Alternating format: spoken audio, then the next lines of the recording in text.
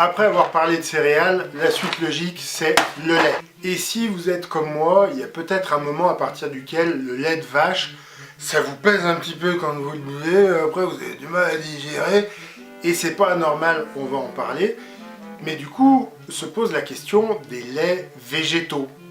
Et ma première remarque concernant les laits végétaux, c'est qu'ils ne sont pas du lait. Donc vous ne les faites pas boire à vos enfants par exemple. Parce qu'après tout, appeler ces liquides du lait, ça n'est qu'un abus de langage. C'est un raccourci facile parce que ça ressemble un peu au lait animal. Bon, vous voyez que c'est pas aussi blanc, c'est pas aussi onctueux, on a l'impression d'avoir du lait dilué ou du petit lait.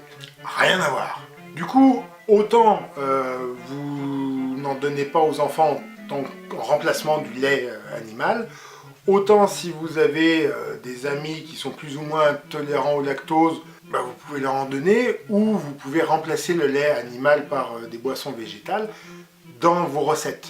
Le gros intérêt, je l'ai dit, c'est que c'est un peu plus digeste que le lait animal. En revanche, ils sont nutritionnellement assez pauvres, donc vous n'allez pas grossir en buvant ça, mais l'idée c'est pas d'en boire plus que vous ne consommeriez du lait animal précédemment. Ils apportent des vitamines, des minéraux, c'est pour ça que je disais que c'est parfait pour remplacer du lait animal dans vos préparations, que ce soit des recettes de, je sais pas moi, de gâteaux, de crème anglaise, de béchamel, pourquoi pas. Mais donc, on va bien parler de boissons végétales, et surtout plus de lait végétal. On est bien d'accord là-dessus ? À gauche, vous avez du lait de vache stérilisé UHT industriel, et à droite, vous avez un lait, donc une boisson végétale, en l'occurrence une boisson de riz, et vous voyez qu'on a l'impression que c'est beaucoup plus liquide. C'est normal. À la base, les boissons végétales, elles sont obtenues c'est un mélange d'eau avec des céréales ou des oléagineux ou des légumineuses. Donc dedans, il n'y a pas de lactose et il n'y a pas de caséine non plus. Mais il y a moins de calcium aussi. Alors la polémique sur le lait de vache, c'est qu'effectivement, on donne du lait d'une autre espèce à des adultes. Et souvent, ce qu'on entend, c'est « Ah, bah, ça n'existe pas des adultes dans le monde animal qui vont boire du lait d'autres... » Ben en fait, si. Bon, je suis un peu dans le monde agricole, donc je vois très bien comment ça se passe dans l'élevage de vaches, on va dire, raisonné. Je vous assure qu'il y a des fois, vous avez peut-être vu des vaches avec des anneaux, avec des pics, et vous dites « Ouais, c'est pas sympa de leur mettre ça !» Alors non, c'est pas sympa de leur mettre ça, c'est vrai, mais en même temps, ça les dérange pas trop. Hein. Dans les naseaux, ça leur fait pas mal comme si on se tirait sur le nerf, nous. Le truc, c'est qu'avec ces petits pics, dès qu'elles vont s'approcher des tétines d'une autre vache, la vache, elle va leur donner un coup de pied pour les effrayer. Ben ouais, parce qu'en fait, des vaches ou des taureaux adultes, ça cherche à aller boire le lait des autres vaches, donc à téter les autres vaches. Et là je vous parle des vaches, mais c'est pareil pour les chèvres, pour les brebis, il y a plein d'autres animaux où les adultes, de temps en temps, essayent d'aller retrouver du lait comme quand ils étaient jeunes, parce qu'eux aussi ils sont nostalgiques de leur jeunesse, peut-être, je sais pas, moi je suis pas dans la tête d'un animal. Et donc, est-ce qu'un adulte d'une espèce va chercher à aller boire le lait d'une autre espèce? Et ben pareil, chez les vaches et chez les chèvres, ça se retrouve beaucoup, sur les truies aussi, ce sont des serpents qu'on retrouve. Comment on sait que les serpents viennent boire le lait des vaches, des chèvres ou des truies? Alors sur les vaches, des fois, vous avez encore le serpent qui reste coincé sur le pied de la vache, tout simplement parce qu'en fait, ils vont mordre en même temps pour boire. Et en fait, ça va nécroser et le pie et du coup le quartier complet, donc on ne pourra plus sortir du lait de ce pie-là, de ce quartier-là de la bête. Donc des animaux adultes qui vont boire le lait d'une autre espèce, ça existe, c'est pas un truc que seul l'humain fait. Mais effectivement, c'est plus vrai encore dans le cas de la vache que dans le cas de la chèvre, par exemple, il y a très peu de lactose dans le lait de chèvre.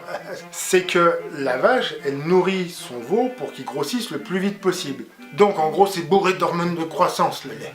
Et d'où ça nous vient cette idée qu'il faut consommer 3 produits laitiers par jour? Et ben c'est vrai qu'après-guerre, il y avait quand même de gros soucis de nutrition, et donc on a imposé du lait sucré dans la plupart des écoles. On nous dit dans toutes les écoles, c'est pas vrai parce que ça coûtait beaucoup trop cher, mais dans pratiquement toutes les écoles de Paris, peut-être.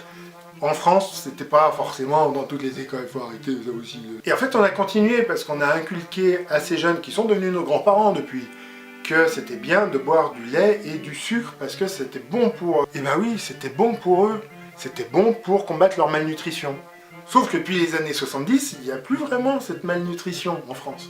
Donc on pourrait arrêter de boire du lait. Parce qu'effectivement, on est en train de se gaver d'hormones de croissance alors qu'on a fini notre croissance. Vient ensuite l'argument du calcium, et j'ai envie de dire, si c'est du calcium que vous mangez, faites comme les poules, bouffez des cailloux. Déjà, je suis pas sûr qu'il y ait plus de calcium dans le lait que dans les épinards ou dans les brocolis. Mais je suis bodor que cette remarque ne vous fait pas vraiment plaisir parce que depuis enfant, autant on vous a appris à aimer le sucre, autant on vous a pas appris à aimer le brocoli.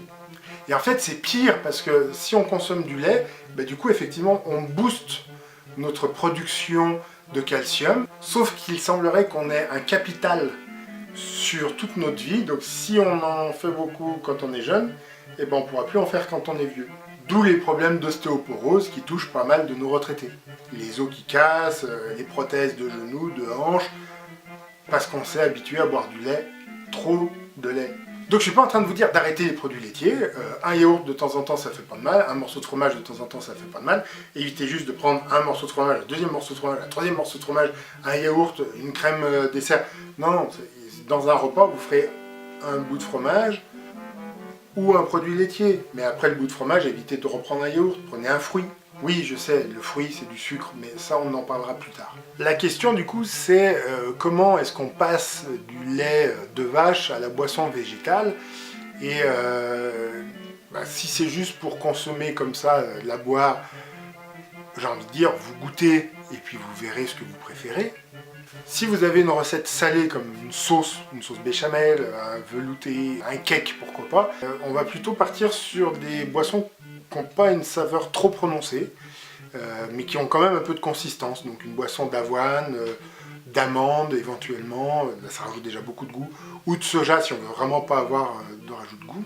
Sur une recette sucrée, donc des desserts, des crêpes, des flans, on partira plutôt sur des choses qui sont plus onctueuses. Donc des boissons d'amande, de soja, ça fonctionne toujours. Des boissons de noisettes, ça va être très bien. Des boissons de coco, ça va être très bien aussi. En revanche, si vous voulez faire un yaourt ou un fromage, c'est-à-dire que vous avez besoin d'une coagulation, là vous n'avez pas le choix, il va falloir que vous utilisiez de la boisson de soja. D'ailleurs, à l'origine, ce qu'on appelait le tofu, c'était du fromage de soja. Mais on parlera du tofu une autre fois. J'aime bien faire des vidéos très courtes, alors je vais vous inviter dans une seconde vidéo demain à découvrir les différents types de boissons végétales.